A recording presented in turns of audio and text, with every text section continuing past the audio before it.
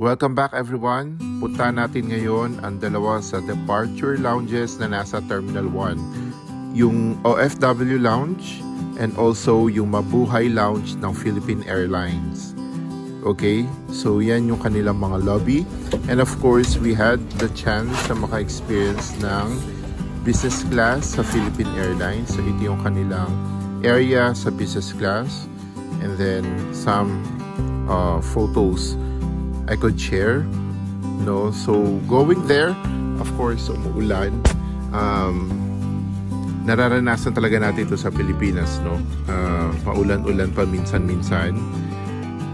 Okay, so ang PAL, kapag PAL ang sasakyan nyo, Terminal 1 automatic.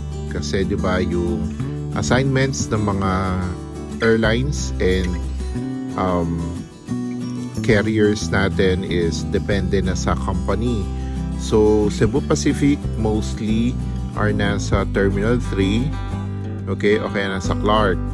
Meron din naman sa Clark na PAL and also here dito sa Terminal 1. May pa-red carpet kapag business class.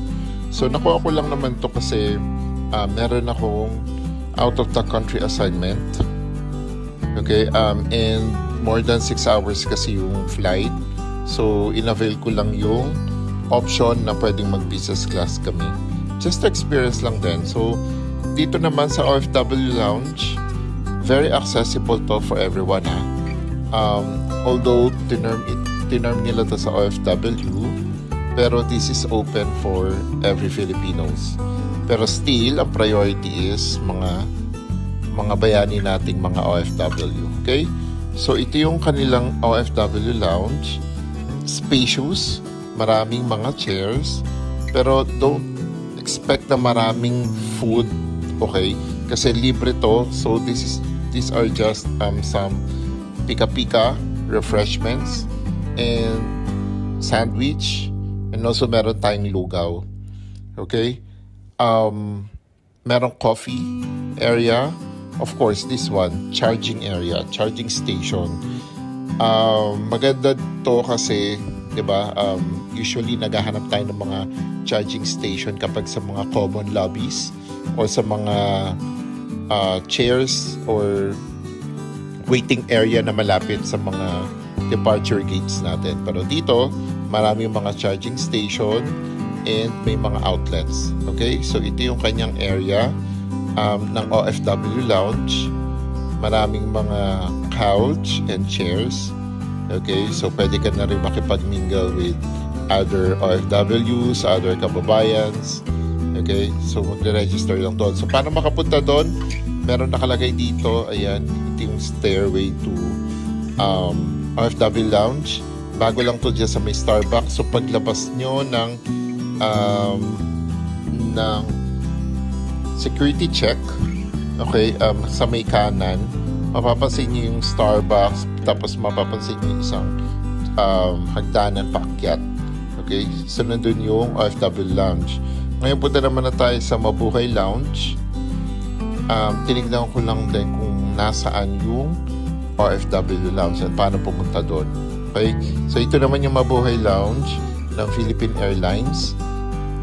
So this is accessible, yung Mabuhay Lounge ng Philippine Airlines by the Million Milers members, special guests ng PAL, and also mga elite members and their guests. And if you had purchased business class tickets, okay, and also if you are a paying guest, to have an access dito sa Mabuhay Lounge nila. So malawak yung area na to, yung Mabuhay Lounge. Maraming couch, napakalaki niya. Yung ibang mga lounge na na-experience ko from other airlines, yan, parang kalahati lang nito eh. So ito ang lawak niya. Maraming mga chairs, open chairs. So ito yung kanilang pantry and concessionaire. So dito ka rin kuha ng coffee mo and ng food available for you. So again, buffet style to, no? Of course, unlimited. Ayan. So, first time ko maka-experience ng Mabuhay Lounge kasi madalang lang din ako mag-PAL. Ayan. So, ito yung mga available na mga food, desserts, and drinks. Okay? Especially the coffee. Maraming iba't ibang available na coffee. Okay? Malawak to, no? Maraming tables.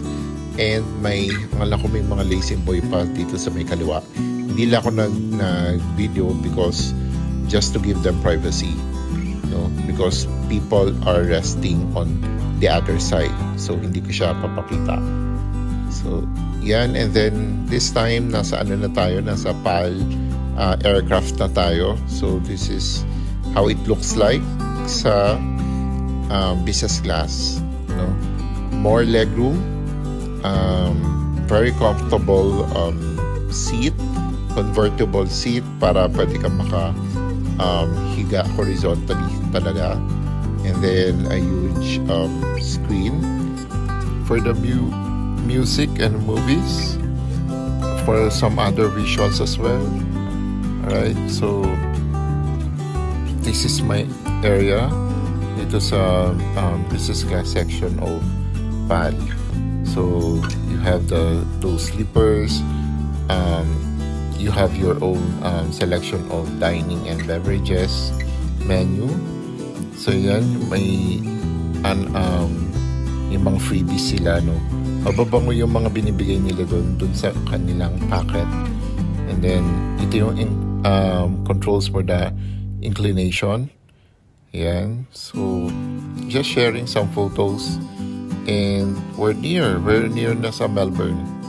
Alright, so that's it, guys. Thank you for watching. I'm here now in Melbourne. So thanks for watching, everyone. Watch out for my videos, okay, here in Melbourne. Again, thank you and take care. Please like and share this video, guys. Bye.